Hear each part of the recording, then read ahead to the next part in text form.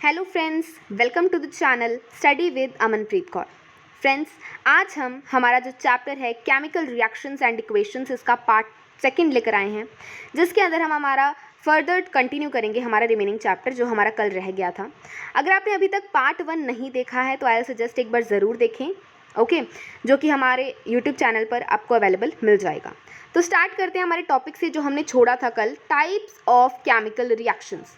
Chemical reactions हमने पढ़े थे। अब क्वेश्चन आता है कि क्या सारे केमिकल रिएक्शंस एक जैसे होते हैं? नहीं, बहुत तरह के होते हैं केमिकल रिएक्शंस। तो उन्हीं के बारे में हम लोग डिस्कस करेंगे। बहुत इंपॉर्टेंट और इजी टॉपिक है, कुछ ज़्यादा इसमें हार्ड नहीं है, आपको समझ आ जाएगी इजीली, ठीक है। फर्स्ट रिएक्शन है हमारा कॉम्बिनेशन रिएक्शन। देखो फ्रेंड्स, कॉम्बिनेशन आपको नाम से पता चल रहा होगा, मतलब कंबाइन हो रहे हैं, राइट? कुछ ना कुछ कॉम्बिनेशन कंबाइन हो रहा है। एक एक्टिविटी देखते हैं। एक बीकर लीजिए, उसमें आपको लेना है कैल्शियम ऑक्साइड। कैल्शियम ऑक्साइड मतलब क्विक लाइम लीजिए, ओके। उसके अंदर आपको स्लोली धीरे धीरे वाटर ऐड करना है, ठीक है। वाटर ऐड करोगे तो आप बाद में जब बीकर को टच करोगे देन यू विल नोटिस कि बीकर जो है वो गर्म हो जाएगा, ठीक है। अब वो गर्म क्यों हुआ? क्योंकि हम यहाँ पर देखते हैं क्यों गर्म हुआ। देखो, calcium oxide reacts vigorously with water to produce slaked lime, मतलब कैल्शियम हाइड्रोक्साइड, और वो बहुत ज़्यादा हीट प्रोड्यूस करता है। मतलब कि यहाँ पर क्या है, इक्वेशन देखो, इक्वेशन से आपको अच्छे तरीके से समझ में आएगा। इक्वेशन है कि कैल्शियम ऑक्साइड हमने लिया, उसका हमने रिएक्शन करवाया H2O के साथ, वाटर के साथ, ठीक है। तो क्या बना हमारे पास? बना कैल्शियम हाइड्रोक्साइड, मतलब कि CaOH होल ट्वाइस, ठीक है। और बहुत सारी हीट रिलीज हुई। तो यहाँ पर इसीलिए हमारा जो बीकर है वो गर्म हो गया था, क्योंकि यहाँ पर हीट रिलीज हो रही है, राइट, ठीक है। अब देखो, इस रिएक्शन में हमने क्या देखा? इस रिएक्शन में हमने देखा कि कैल्शियम ऑक्साइड और वाटर जो है ना, वो एक सिंगल प्रोडक्ट बना रहे हैं, दैट इज कैल्शियम हाइड्रोक्साइड। दिख रहा है हमें, है ना? अब इस तरह की रिएक्शन जिसमें सिंगल प्रोडक्ट बनता है फ्रॉम 2 और more reactants is known as combination reaction. इसे हम कहते हैं कॉम्बिनेशन रिएक्शन। सिंपल भाषा में मैं बोलूँ तो दो या दो से ज़्यादा सब्सटेंसेस, दो या दो से ज़्यादा चीज़ें मिलकर कोई एक सिंगल चीज़ बनाते हैं, उन्हें हम कहते हैं कॉम्बिनेशन रिएक्शन, ठीक है। अब ये जो बॉक्स है, ये वन एंड ओनली बॉक्स है हमारा पूरे चैप्टर का, और ये बहुत इंपॉर्टेंट भी है क्योंकि इसमें से बहुत सारे 1 मार्क के क्वेश्चन बनते हैं, ठीक है। तो देखो, a solution of slaked lime, जो हमने स्लेक्ड लाइम मिला था हमें, कैल्शियम हाइड्रोक्साइड बेसिकली, उसे हम लोग वाइट वॉशिंग में यूज़ करते हैं, ठीक है। वाइट वॉशिंग बॉल्स में यूज़ करते हैं, ओके। ये आपको याद रखना है, ये पूछा जा सकता है। नेक्स्ट है कि कैल्शियम हाइड्रोक्साइड जो है ना, वो धीरे धीरे, तेजी से नहीं, जल्दी नहीं, धीरे धीरे स्लोली जो है कार्बन डाइऑक्साइड के साथ रिएक्ट करता है। अब कार्बन डाइऑक्साइड हमें पता है एयर में प्रेजेंट होती है, ठीक है। अब कैल्शियम हाइड्रोक्साइड जो दीवार पे लगा हुआ है, वाइट वॉशिंग की है, वो जब कार्बन डाइऑक्साइड के साथ रिएक्ट करेगा तो कुछ ना कुछ तो होगा। तो क्या बनता है? कैल्शियम कार्बोनेट की एक लेयर बन जाती है दीवार के ऊपर, और ये जो लेयर है ये 2 या 3 दिन के बाद बनती है, ठीक है। और ये एक शाइनी लुक देता है, शाइनी फिनिश दे देती है हमारी वॉल को। और ये भी हमें याद रखना है कि जो मार्बल का केमिकल फॉर्मूला होता है वो होता है CaCO3, मतलब कि कैल्शियम कार्बोनेट, मार्बल का। याद रखना, बहुत इंपॉर्टेंट है, ओके। इस बॉक्स में तो हर चीज़ इंपॉर्टेंट है, कोई स्किप नहीं करनी है आपको। चलो रिएक्शन देखते हैं यहाँ पे हम कैल्शियम हाइड्रोक्साइड और हमारे कार्बन डाइऑक्साइड की। देखो, कैल्शियम हाइड्रोक्साइड है प्लस कार्बन डाइऑक्साइड है, ये एक्वस फॉर्म में है, ये गैसियस फॉर्म में है, ये हमने पिछली वीडियो में डिस्कस कर लिया था, ठीक है। अब यहाँ पे देखो क्या बन रहा है, CaCO3 यानी कि कैल्शियम कार्बोनेट बन रहा है, और साथ में वाटर बन रहा है, ठीक है। तो ये बॉक्स आपको याद रखना है, बहुत इंपॉर्टेंट है। अब कुछ और एग्जांपल्स देख लेते हैं कॉम्बिनेशन रिएक्शन के। समझ में आ रहा है? कॉम्बिनेशन रिएक्शन मतलब 2 या 2 से ज़्यादा चीज़ें मिलकर जो है कोई एक सिंगल चीज़ बना रहे हैं। इसका एक फॉर्मेट है A + B गिव्स C। ये आप याद रख लीजिए कि A और B दो चीज़ें हैं जो मिलकर C बना रही हैं, मतलब नया प्रोडक्ट बना रही हैं, ओके। यहाँ पर कुछ एग्जाम्पल और हैं, जैसे कि बर्निंग ऑफ कोल को जब हम बर्न करते हैं, यहाँ पर कार्बन है, सॉलिड की फॉर्म में है, ऑक्सीजन है, गैसियस फॉर्म में है, तो यहाँ पर क्या बन रहा है? कार्बन डाइऑक्साइड बन रहा है, CO2, दोनों मिलकर CO2 बना रहे हैं, राइट। नेक्स्ट है formation of water from H2 and O2 gas. H2 और O2 गैस से फॉर्मेशन वाटर का बन रहा है, तो कैसे? देखो, यहाँ पर है 2H2O, ये देखो बैलेंस किया हुआ, ये बैलेंस्ड इक्वेशन है, ठीक है। बैलेंस करके देखना इक्वेशन को, प्रैक्टिस करोगे तभी आएगी balancing. 2H2O + O2 gives 2H2O, ठीक है। तो यहाँ पर ये चीज़ें हैं, 2H2 + O2 गिव्स 2H2O, ये भी इंपॉर्टेंट है, ठीक है, वाटर की फॉर्मेशन कैसे होती है उसकी रिएक्शन है, ये आपको याद रखना है। अब देखो, in simple language we can say that two or more substances, elements or compounds combine to form a single product, the reactions are called combination reaction. ठीक है, हमें समझ में आ गया। ओके, अब हमने इसके साथ यहाँ पर ये भी देखा कि बहुत सारी हीट भी तो इवॉल्व हो रही है, बहुत सारी हीट भी तो निकल रही है ना, रिलीज हो रही है, राइट। तो उससे जो है हमारा मिक्सचर जो है वार्म बन जाता है, गर्म हो जाता है, राइट। तो reactions in which heat is released along with the formation of products, मतलब प्रोडक्ट्स तो बन ही रहे हैं नो डाउट, बट प्रोडक्ट्स के साथ साथ हीट भी रिलीज हो रही है। तो उस तरह की रिएक्शंस को हम कहते हैं एक्सोथर्मिक रिएक्शन। एक्सो मतलब एग्जिट, मतलब हीट निकल रही है, राइट, हीट रिलीज हो रही है, एक्सोथर्मिक। ओके, यहाँ पर कुछ एग्जाम्पल हैं एक्सोथर्मिक रिएक्शन के, जैसे कि यहाँ पर है burning of natural gas. Natural gas हमारा CH4, ठीक है, इसको मीथेन बोलते हैं, ये हम कार्बन एंड इट्स कंपाउंड वाले चैप्टर में पढ़ेंगे डिटेल में इनके बारे में। CH4 + 2O2 gives CO2 + 2H2O। यहाँ पर देखिए CH4 है हमारे पास, हम उसका ऑक्सीजन के साथ रिएक्शन करा रहे हैं, है ना, बर्निंग कर रहे हैं, मतलब बर्निंग का मतलब यही होगा ना कि ऑक्सीजन के साथ रिएक्शन करा रहे हैं। तो क्या बन रहा है, CO2 बन रहा है, साथ में हमारी जो है गैशियस फॉर्म में वाटर भी बन रहा है, ठीक है, गैशियस फॉर्म में, ठीक है। अब नेक्स्ट हमारे पास एग्जांपल है, do you know respiration is also an exothermic process. आपको पता है रेस्पिरेशन जो होता है, हम जो सांस लेते हैं या फिर जो हमारा ब्रेक डाउन होता है फूड का, राइट, वो भी एक एक्सोथर्मिक प्रोसेस है। कैसे, ये पूरा उसका डिस्क्रिप्शन है, ठीक है, यहाँ पर हम डिस्क्राइब कर रखा है पूरा अच्छे तरीके से।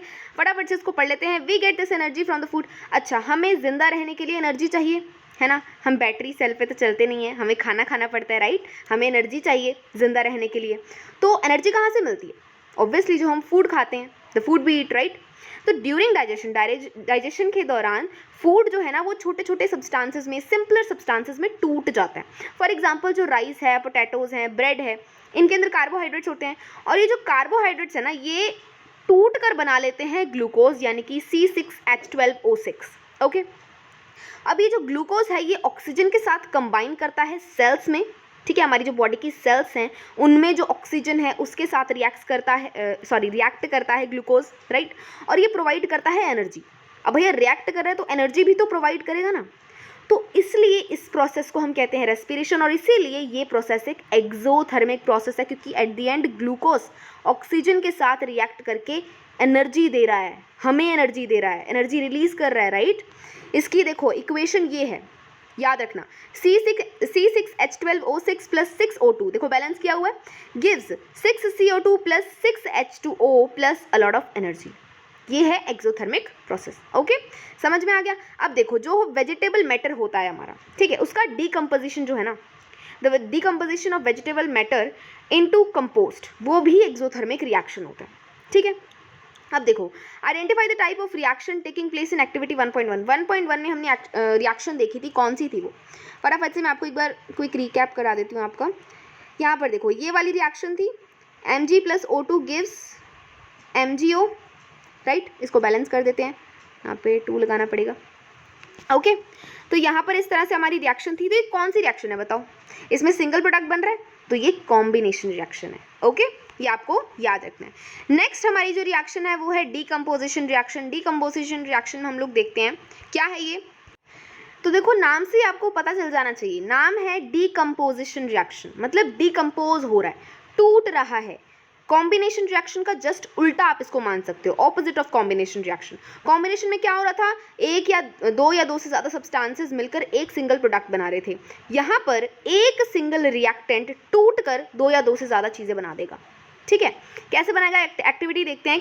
देखो हमने क्या लेना है, फेरस सल्फेट क्रिस्टल्स लेने हैं आपको ड्राई बॉइलिंग ट्यूब में, उसको आपको उसका कलर नोट करना है, कलर कौन सा है, और जब आप उसको हीट प्रोवाइड करोगे ना तो उसके बाद उसका कलर थोड़ा चेंज हो जाएगा हीटिंग के बाद, ठीक है, तो आपको ऑब्जर्व करना है उस चीज़ को। ओके, तो यहाँ पर देखो क्या हुआ, ये जो रिएक्शन थी क्या थी, ये थी वो रिएक्शन। यहाँ पर है हमारे पास फेरस सल्फेट जिसको हमने हीट प्रोवाइड की, सिंगल सब्सटेंस था ना, मतलब सिंगल रिएक्टेंट था, राइट, सॉलिड की फॉर्म में।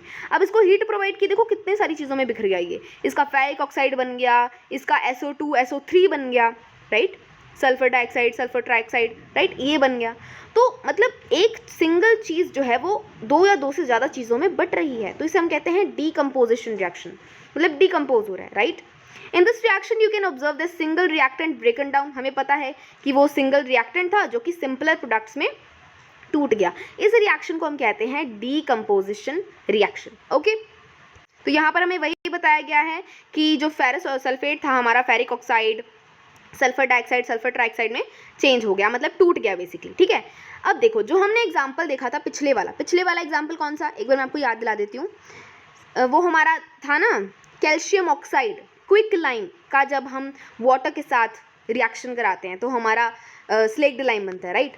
उसी तरह से हम उसको अगर उल्टा कर दें इस तरह से, देखो ये जो है यहाँ पर ये हमारी इक्वेशन है, यहाँ पर देखो CaCO3 है, मतलब सॉरी कैल्शियम कार्बोनेट है, राइट।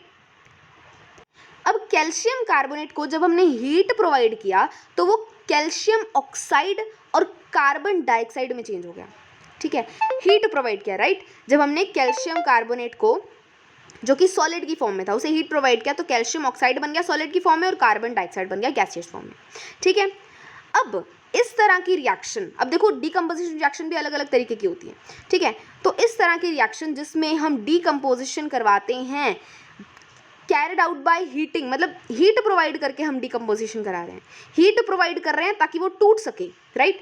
तो जब हीटिंग हम प्रोवाइड करते हैं रिएक्शन कराने के लिए तो उसे हम कहते हैं थर्मल डीकम्पोजिशन। ठीक है, तो यहाँ पर थर्मल डीकम्पोजिशन। अब यहाँ पे देखो एक और आपके पास एक्टिविटी है कि आपको लेड नाइट्रेट पाउडर लेना है किसी भी बॉइलिंग ट्यूब में। ठीक है, आपको बॉइलिंग ट्यूब को पकड़ के रखना है, एक पेयर ऑफ टोंग्स जो आते हैं, ठीक है, इस तरह के होते हैं, इससे आपको पकड़ना है जैसे कि आपको फिगर में दिखा रखा है। तो यहाँ पे आप क्या देखोगे जब उसे बर्न करोगे तो कुछ ना कुछ होगा। तो you will observe that emission of brown fumes, these fumes are called nitrogen dioxide, मतलब नाइट्रोजन डाइऑक्साइड बन जाएगा, टूट जाएगा ना।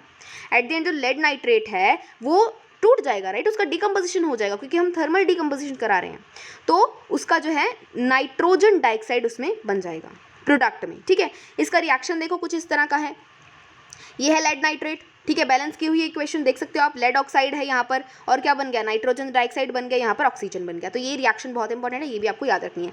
हर इक्वेशन हर रिएक्शन इंपॉर्टेंट है, एक्टिविटी आपको आनी चाहिए, बहुत इंपॉर्टेंट है। ठीक है, तभी आप इस चैप्टर को समझ पाओगे। ओके, सो यहाँ पर देखो, अच्छा क्या हीट प्रोवाइड, मतलब हीट के अलावा किसी और चीज़ से भी हम डीकम्पोजिशन करा सकते हैं? बिल्कुल करवा सकते हैं। हम उसमें से बिजली पास करवा सकते हैं, हम उसमें से इलेक्ट्रिसिटी पास करा सकते हैं, जैसे हम कहते हैं इलेक्ट्रोलाइसिस।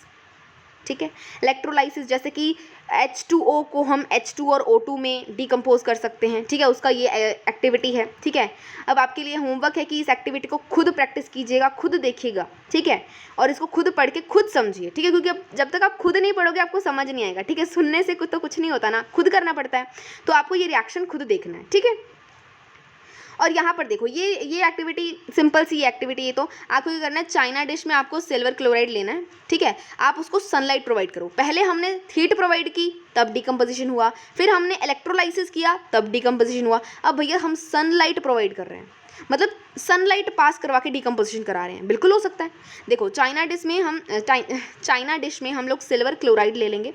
ठीक है, उसका कलर क्या होगा, कलर आप देखना कुछ कलर होगा उसका। ठीक है, और जब आप उसमें सनलाइट पास करवाओगे ना तो उसका कलर चेंज हो जाएगा, राइट। कुछ टाइम बाद उसका कलर जो है चेंज हो जाएगा और उसकी रिएक्शन ये रही, उसकी इक्वेशन ये लिखी हुई है AgCl, मतलब अगेन जो हमने पढ़ा था सिल्वर क्लोराइड। ठीक है, उसमें हम सनलाइट पास करवाते हैं तो हमें बनता है 2Ag, या फिर जो ये बैलेंस किया हुआ है Ag + Cl2।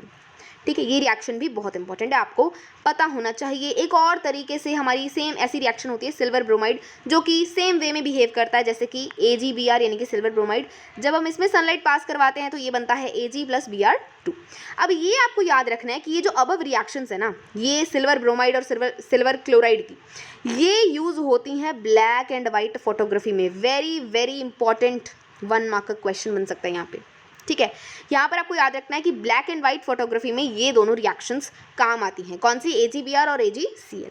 ठीक है, तो यहाँ पर देखते हैं कि डीकम्पोजिशन रिएक्शंस जो है ना, हमें उसमें एनर्जी देनी पड़ती है, राइट। उसको एनर्जी की रिक्वायरमेंट है, तभी तो वो टूटेगा, ऐसे बैठा बैठा तो टूट नहीं जाएगा, हमें उसमें एनर्जी प्रोवाइड करनी पड़ेगी। हाँ, वो एनर्जी हम हीट की फॉर्म में, लाइट की फॉर्म में, इलेक्ट्रिसिटी की फॉर्म में प्रोवाइड कर सकते हैं, राइट, ताकि हम रिएक्टेंट्स को तोड़ पाएँ।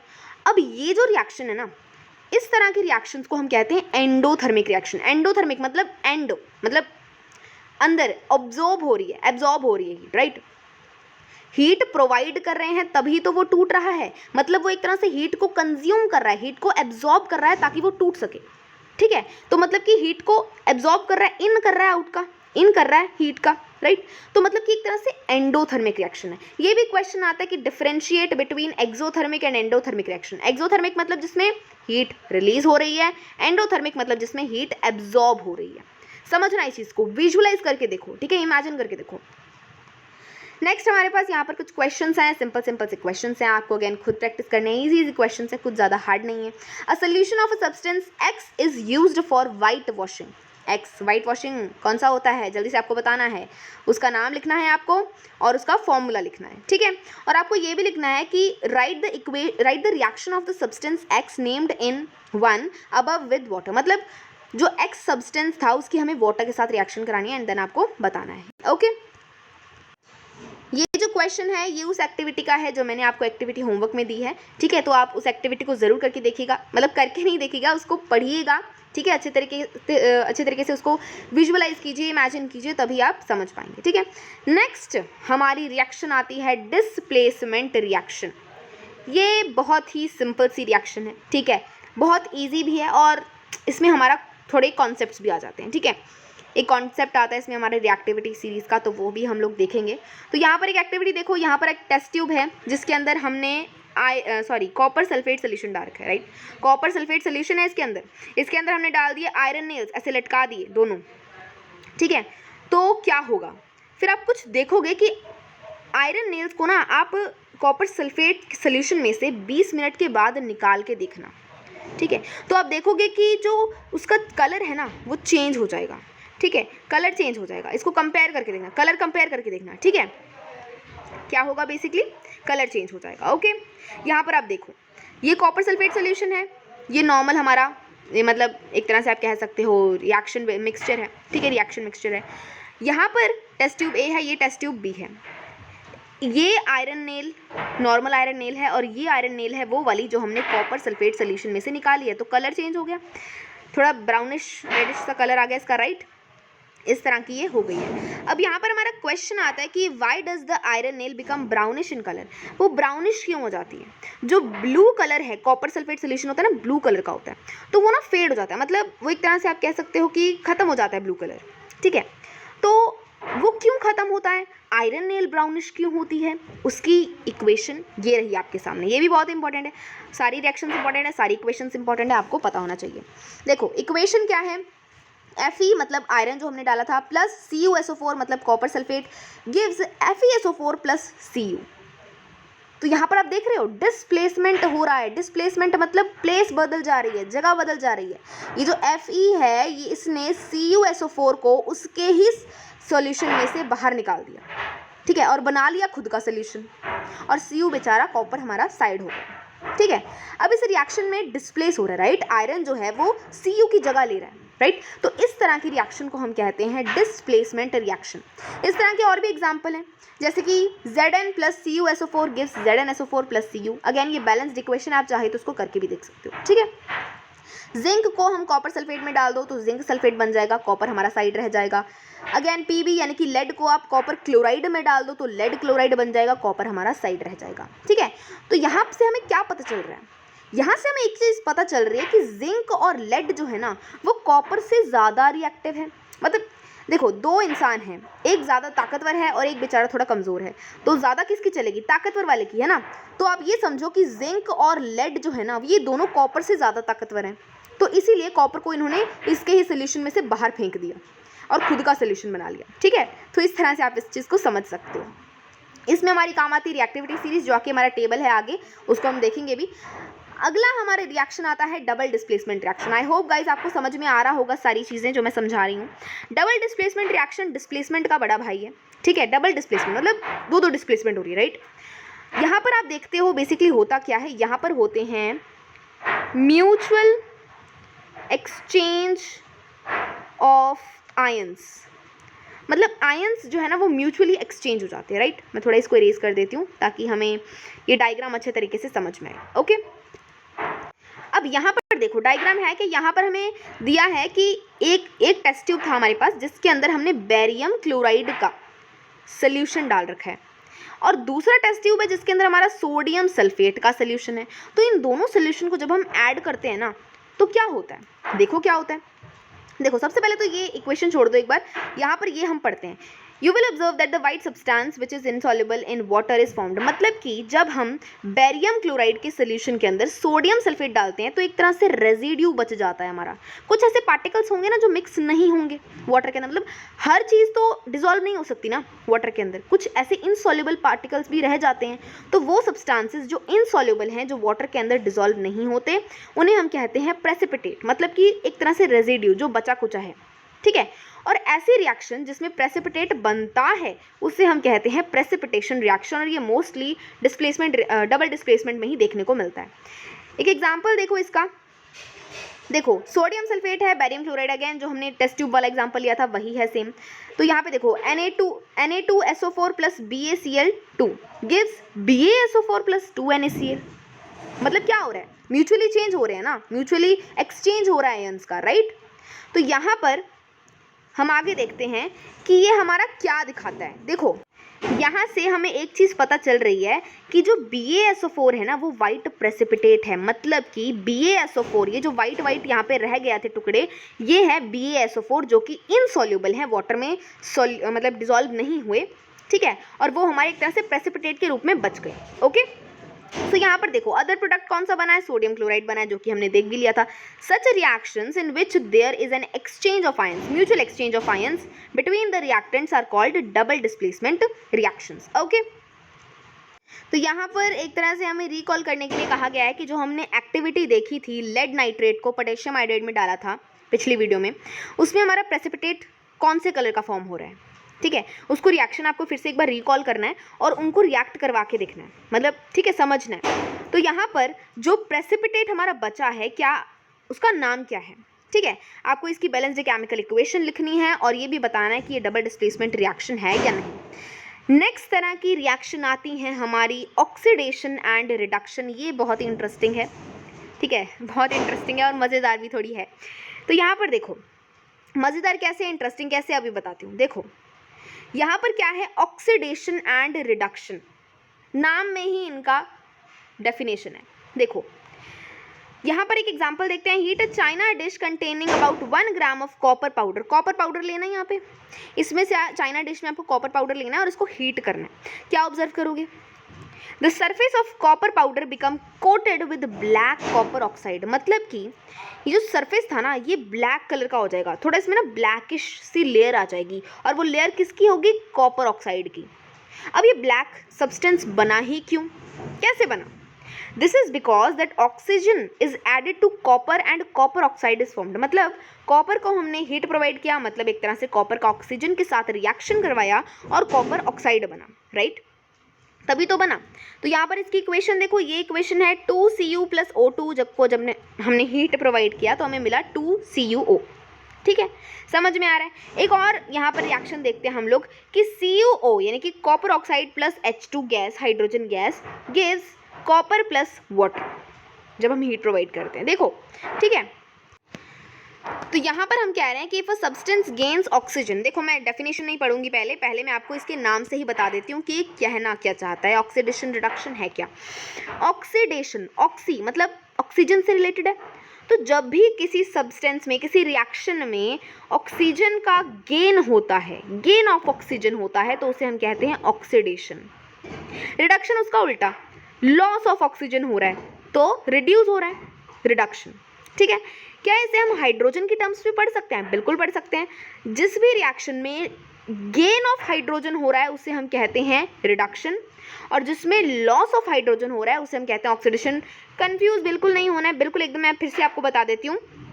ऑक्सीडेशन, ऑक्सी मतलब ऑक्सीजन, तो मतलब कि इसमें गेन ऑफ ऑक्सीजन हो रहा है। रिड्यूस, रिडक्शन मतलब रिड्यूस हो रहा है, तो मतलब कि लॉस ऑफ ऑक्सीजन हो रहा है। रिडक्शन यहाँ पर गेन ऑफ हाइड्रोजन होगा, यहाँ पर लॉस ऑफ हाइड्रोजन होगा, ठीक है।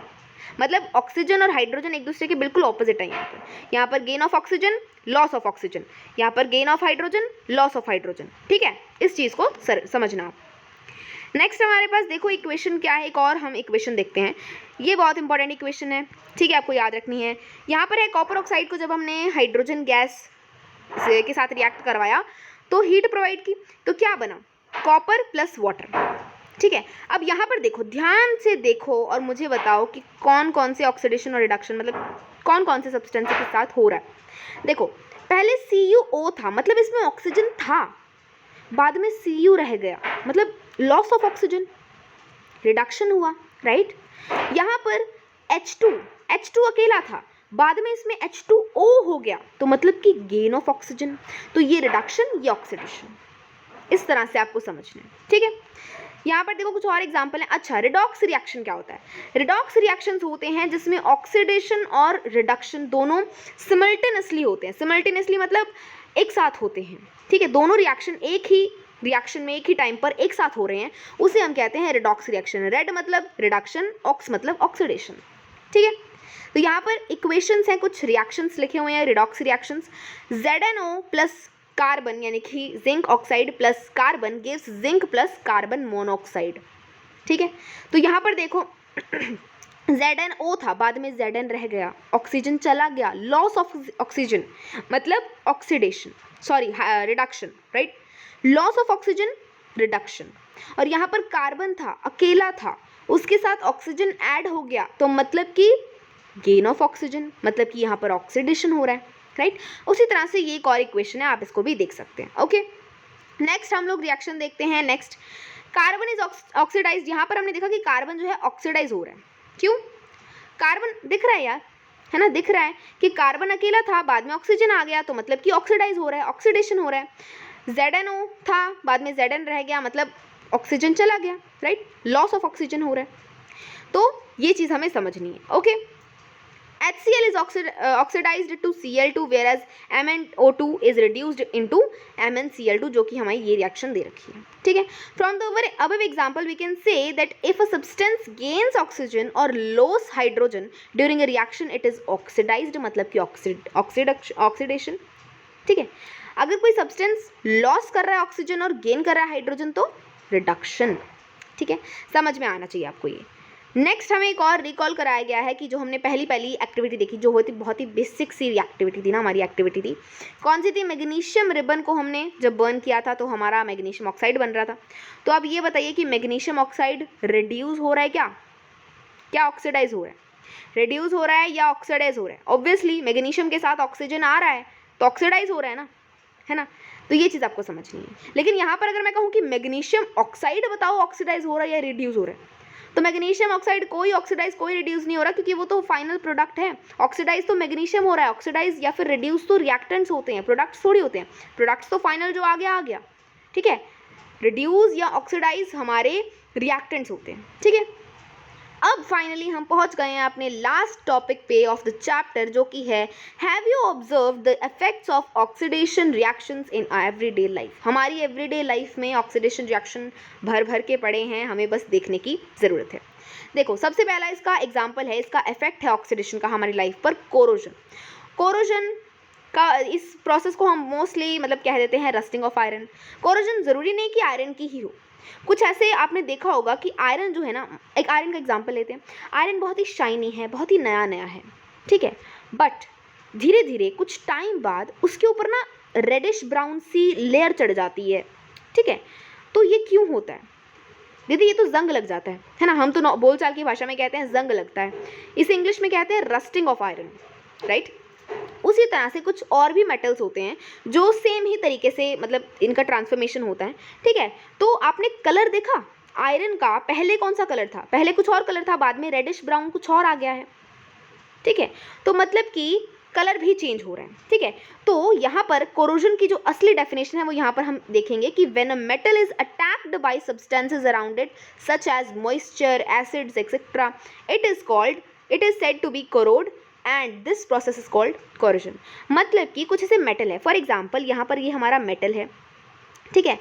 अब मेटल है, यहाँ पर है हमारी एयर, ठीक है। एयर में बहुत सारे कुछ ना कुछ सब्सटेंसेस हैं, मॉइस्चर है, गंदे एसिड्स हैं, मतलब गंदे तो नहीं, कुछ ऐसे गैंग है, राइट। एक बहुत ही खतरनाक सी गैंग है जो हमारे ऊपर अटैक कर सकती है, राइट, जो मेटल के ऊपर अटैक कर सकती है, मेटल को ख़राब कर सकती है, ठीक है। तो वो जब ख़राब कर देती है तो उसे हम कहते हैं कि भैया कोरोड हो गया है मेटल, मेटल के ऊपर कोरोजन, कोरोड हो गया, राइट। तो इस प्रोसेस को हम कहते हैं कोरोजन। जैसे कि सिल्वर के साथ जब कोरोजन होता है तो वो उसके ऊपर ना ब्लैक कोटिंग चढ़ जाती है। कॉपर के साथ जब होता है तो कॉपर के ऊपर ग्रीन कोटिंग चढ़ जाती है। तो ये कुछ एग्जाम्पल्स हैं कोरोजन के, ठीक है। और भी बहुत सारे एग्जाम्पल हैं। तो अब क्वेश्चन आता है कि अच्छा हम इस कोरोजन को किस तरह से प्रिवेंट कर सकते हैं, मतलब कौन कौन से तरीके हैं जिससे हम प्रिवेंशन कर सकते हैं कोरोजन से, राइट। तो वो तरीके देखते हैं, कुछ यहाँ पर हालांकि लिखे नहीं हुए हैं बट मैं आपको बता देती हूँ। कुछ ऐसे मेथड्स हैं जिनसे हम कोरोजन को प्रिवेंट कर सकते हैं। फर्स्ट है हमारा ऑयलिंग। ऑयलिंग मतलब मेटल के ऊपर ऑयलिंग कर दो, थोड़े के लिए सेफ हो जाएगा। मतलब यहाँ पे मेटल है, इसके ऊपर मैं थोड़ा ऑयलिंग कर दूंगी तो एटलीस्ट डायरेक्ट कांटेक्ट तो नहीं होगा एयर का इसके साथ, राइट। दूसरा है हमारा पेंटिंग कर दो, पेंट, राइट। पेंट हो सकता है कि पेंट कर दें तो भी उसके ऊपर एक लेयर चढ़ जाएगी मेटल के ऊपर, ताकि डायरेक्टली हमारे जो मॉइस्चर्स हैं, एसिड्स हैं, कोई भी एयर है वो उसके साथ रिएक्ट ना कर पाए। तीसरा है हमारा ग्रीजिंग, ग्रीजिंग कर सकते हैं, राइट, ग्रीजिंग करते हैं, ओके। एंड ये सारे जो मेथड्स है ना, these are basically temporary methods, temporary methods है। पेंटिंग कुछ टाइम के बाद उतर जाता है पेंट, ऑयलिंग कब तक रहेगी, ग्रीजिंग कब तक रहेगी, राइट। तो हम एक परमानेंट मेथड का यूज़ करते हैं जो एग्जैक्टली तो परमानेंट नहीं है बट इनसे तो परमानेंट ही है, वो है गैल्वनाइजेशन। गैल्वनाइजेशन क्या होता है?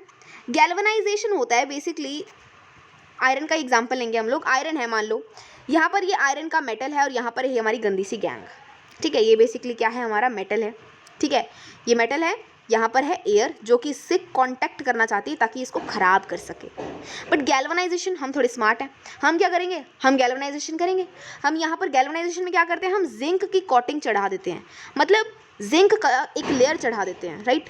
यहाँ पर हमने जिंक की लेयर चढ़ा दी ऊपर इसके, तो डायरेक्टली एयर का कोई कनेक्शन नहीं होगा इससे, कॉन्टेक्स्ट नहीं होगा इससे, राइट। तो हमारा बच सकता है। तो this is a kind of permanent method we use. Galvanization एक परमानेंट मेथड है, ठीक है, जो कि हम यूज़ करते हैं नॉर्मली इसे बचाने के लिए, प्रिवेंशन पाने के लिए फ्रॉम कोरोजन।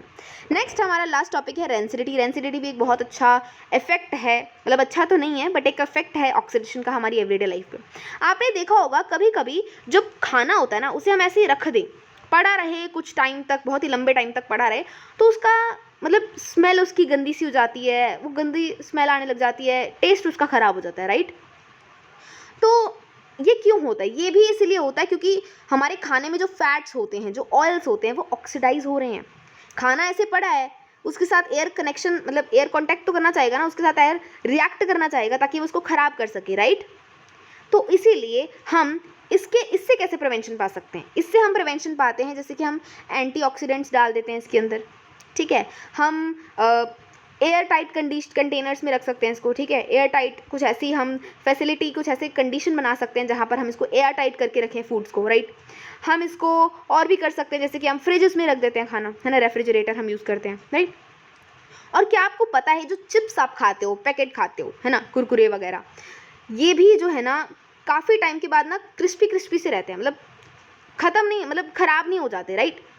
वो क्यों नहीं होते? क्योंकि पैकेट्स के अंदर एक गैस होती है, नाइट्रोजन गैस। नाइट्रोजन गैस उसके अंदर डाली जाती है ताकि वो जो चिप्स हैं वो ऑक्सीडेशन उनके अंदर ना हो, ऑक्सीडाइज ना हो, वो ख़राब ना हो और वो काफ़ी टाइम तक खाने के लिए पड़े रहें, मतलब खा सकें उन्हें काफ़ी टाइम तक भी, ठीक है। तो ये था हमारा last topic of the chapter.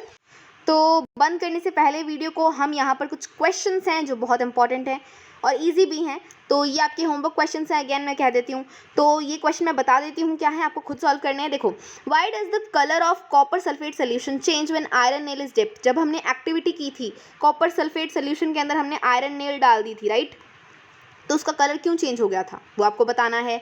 Next आपको लिखना है कि आपको एक एग्जाम्पल लिखना है डबल डिस्प्लेसमेंट रिएक्शन का, पर आपको वो एग्जाम्पल नहीं लिखना जो हमारी एक्टिविटी 1.10 में गिवन है, मतलब उसके अलावा कोई और एग्जाम्पल लिखना है डबल डिस्प्लेसमेंट रिएक्शन का, ठीक है। थर्ड क्वेश्चन है हमारा, identify the substances that are oxidized and reduced in the following reactions. इस रिएक्शन में कौन ऑक्सीडाइज हो रहा है, कौन रिड्यूस हो रहा है, ये आपको बताना है। So guys, this was the last of this chapter, last topic of this chapter. ठीक है, तो अभी हमने हमारा जो सारा चैप्टर है वो कंप्लीट कर लिया है। आई होप आपको मेरा चैप्टर जो मैंने पढ़ाया है वो अच्छा लगा होगा। अगर आपको ये चैप्टर अच्छा लगा है तो प्लीज़ इस वीडियो को लाइक कीजिए, हमारे चैनल को सब्सक्राइब कीजिए, और अगर आपको ये वीडियो थोड़ी सी भी हेल्पफुल लगी तो अपने क्लासमेट्स के साथ, अपने फ्रेंड्स के साथ इसे ज़रूर शेयर कीजिएगा। Okay, so I thank you so much for watching this video. Okay, so हम नेक्स्ट चैप्टर के साथ आएंगे जो कि है हमारा एसिड, बेसिस एंड सॉल्ट्स। उसको भी हम इसी तरह से मज़े मज़े में चैप्टर को कंप्लीट कर लेंगे और आपको पता भी नहीं चलेगा। Okay, so thanks for watching.